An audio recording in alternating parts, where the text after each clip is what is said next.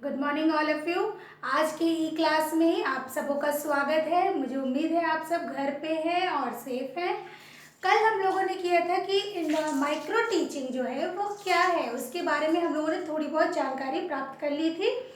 आज हम लोग जो करेंगे उसका इंट्रोडक्शन करेंगे। माइक्रो टीचिंग क्या है उसके बारे में आज हम लोग इंट्रोडक्शन जानेंगे, वो एक्चुअली में है क्या। ठीक है, तो चलिए शुरू करते हैं आज का हमारा टॉपिक माइक्रो टीचिंग इंट्रोडक्शन। तो सबसे पहले है method of teaching training, method of teacher training teaching techniques. That means एक तरह का एक मेथड है जो टीचर ट्रेनिंग टीचिंग टेक्निक्स को दर्शाता है। यहाँ पे आपको टीचिंग टेक्निक्स के बारे में बताया जाएगा और किस तरीके से जो है टीचिंग टेक्निक्स यूज़ करेंगे कहाँ, और टीचर ट्रेनिंग आपका तभी पूरा होगा। नेक्स्ट है simplifies the complex teaching process so that the pupil teacher can cope with it.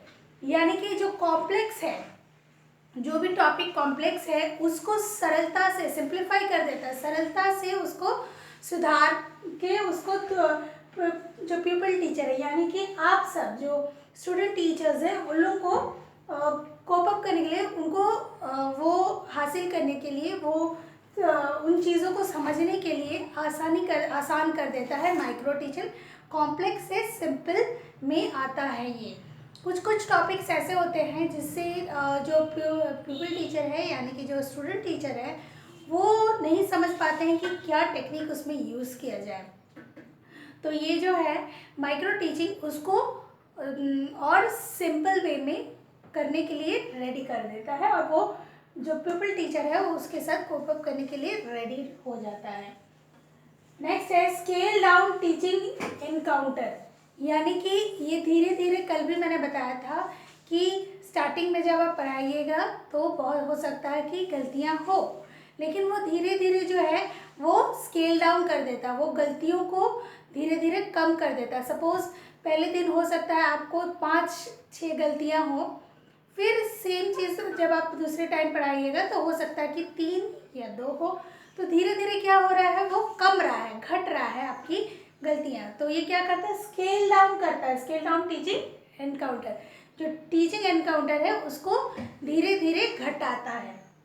Next है teaching reduced in class size, concept, time and number of people. यानी कि ये जो है ये माइक्रो टीचिंग क्या है, वो रिड्यूस कर देता है, छोटा कर देता है क्लास साइज को। यानी कि 50 स्टूडेंट अगर क्लास में है तो वहाँ पे आप 5-10 स्टूडेंट ही रहेगा। अगर स्टूडेंट नहीं मिलते हैं तो आप ही के जो ये हैं, आप ही के जो सहपाठी हैं उनको ही आप स्टूडेंट बना सकते हैं। तो यहाँ पे क्या होगा, क्लास साइज जो है वो छोटा हो जाएगा, कॉन्सेप्ट जो है, जो भी कॉन्सेप्ट आप पढ़ाने वाली हैं वो छोटा हो जाएगा, time and number of people reduce हो जाएगा। यानी कि जो आपको 45 मिनट्स लेना पड़ता था क्लास, एक रियल मैक्रो क्लास में, वो घट के अब 9 या 6 या 10 मिनट कर दिया जाएगा।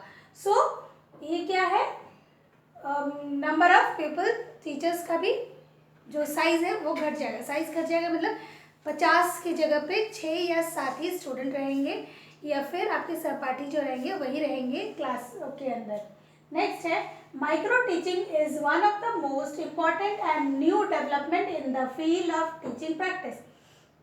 माइक्रो टीचिंग जो है वो सबसे इम्पॉर्टेंट डेवलपमेंट के लिए, एक टीचर के डेवलपमेंट के लिए एक बहुत ही नया टेक्निक है जिससे टीचर्स जो है उनकी अपनी जो क्वालिटी है उसको निखार सकते हैं, उसके जो डर है उसको हटाने के लिए एक नया टेक्निक है जिससे उनकी डेवलपमेंट होगा।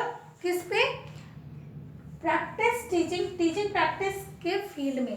प्रैक्टिस टीचिंग क्या है, आप लोगों के कोर्स में 2 साल के कोर्स में आपको 5 महीने प्रैक्टिस टीचिंग के लिए जाना पड़ेगा, जहाँ पे आप प्रैक्टिस करेंगे पर कैसे पढ़ाया जाता है। तो ये बात हो रही है प्रैक्टिस टीचिंग के फील्ड में आपके आपका जो डेवलपमेंट होगा, बहुत इम्पॉर्टेंट है ये माइक्रो टीचिंग। ठीक है, तो ये प्रैक्टिस टीचिंग के दौरान आपको बहुत हेल्प करेगा। नेक्स्ट है micro teaching techniques process is an important part of people teacher. Teacher training is a heart of body. जिस तरीके से एक ह्यूमन बॉडी में हार्ट का फंक्शन होता है, उसी तरह से टीचर्स ट्रेनिंग में माइक्रो टीचिंग जो है वो एक हार्ट का कार्य करता है।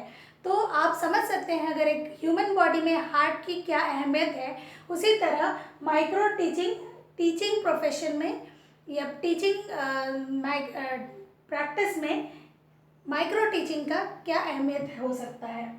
नेक्स्ट है incomplete learning, teaching and use of micro teaching process and technique is like a rudderless boat। यानी कि जो भी इससे माइक्रो टीचिंग को नहीं करता है वो इनकम्प्लीट रहता है। इनकम्प्लीट इन द सेंस होता है कि मैंने कल भी बताया था कि रैडललेस बोट जैसा है वो। रैडललेस बोट मतलब जिसके एक ऐसा नाव जिसकी चप्पू नहीं है।